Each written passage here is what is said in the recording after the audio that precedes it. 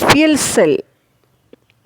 It is not a primary battery or a secondary battery, but it is an electrochemical cell.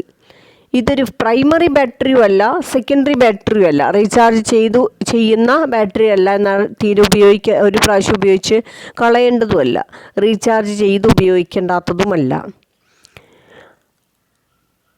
Electricity is produced within the cell by combustion.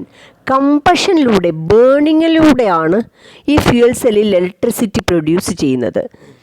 It act as a galvanic cell.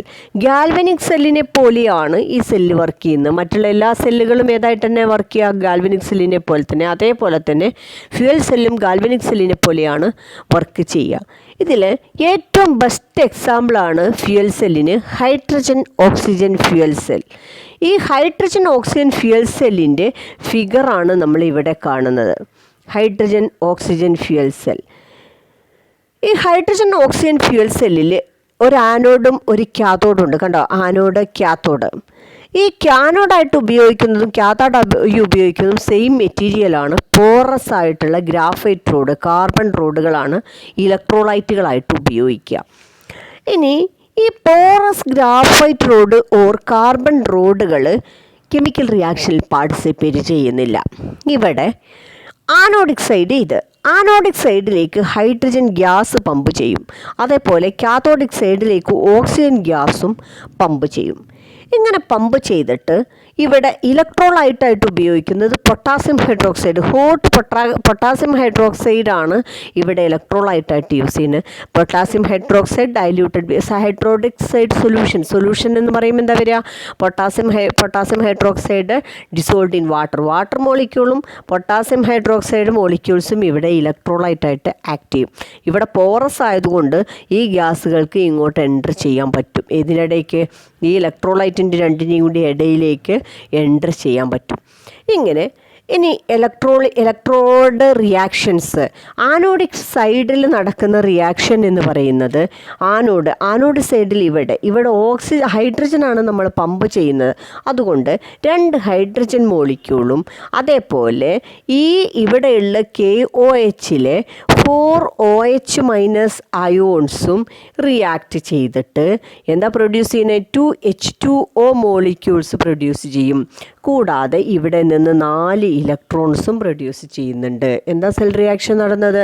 2H2 ഏതാണ് pump ചെയ്തിട്ടുള്ള hydrogen, ഇലക്ട്രോലൈറ്റിൽ നിന്നും 4 OH- അത് രണ്ടും കൂടി combine ചെയ്തിട്ട് 2 molecule വാട്ടറും produce ചെയ്യും, 4 ഇലക്ട്രോണുകളും produce ചെയ്യും. ഇതാണ് ഇവിടെ നടന്നിട്ടുള്ള ഇവിടെ നടന്നിട്ടുള്ള ആനോഡിക് റിയാക്ഷൻ എന്ന് പറയുന്നത്. ഇനി കാത്തോഡിക് റിയാക്ഷനിൽ കാത്തോഡ് സൈഡിലേക്ക് ഓക്സിജനാണ് പമ്പ് ചെയ്യുന്നത്. കാത്തോഡിൽ ഓക്സിജൻ അതേപോലെ തന്നെ ഈ ഇലക്ട്രോളിറ്റിക് സൈഡിലുള്ള വാട്ടർ മോളിക്യൂളുമായിട്ട് ആനോഡ് ഏതാ റിയാക്ട് ചെയ്ത്? OH- അയോണായിട്ട് റിയാക്ട് ചെയ്തു. കണ്ടോ, ഈ OH- അയോണായിട്ടാണ് ഈ സൈഡ് റിയാക്ട് ചെയ്തത്. ഇനി ഇവിടെ കാണുന്ന വാട്ടർ മോളിക്യൂളായിട്ടാണ് ഓക്സിജൻ റിയാക്ട് ചെയ്യുന്നത്.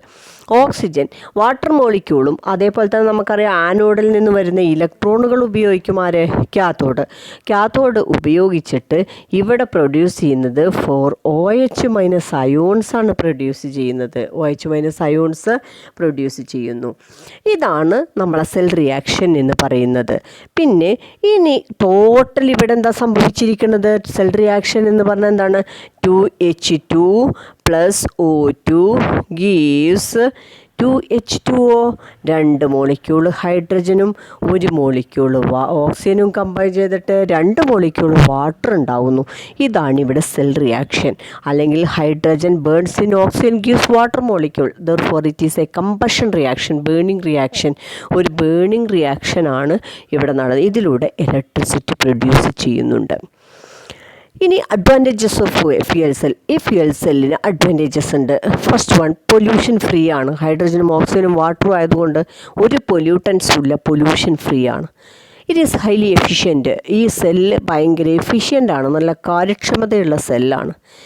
This cell reaction exist continuously if the gas supply is not stopped. Gas supply stop ചെയ്യാത്തിടത്തോളം കാലം ഈ സെൽ റിയാക്ഷൻ കണ്ടിന്യൂസ് ആയിട്ട് നടന്നുകൊണ്ടേയിരിക്കും. Then electrodes in fuel cell are not affected during cell reaction. Electrodes ആയിട്ട് ഉപയോഗിക്കുന്ന porous carbon ഇലക്ട്രോഡ്സിന് ഒരു റോളും cell റിയാക്ഷനിലില്ല. ഇതാണ് ഹൈഡ്രജൻ ഓക്സിജൻ ഫ്യൂവൽ സെൽ എന്ന് പറയുന്നത്.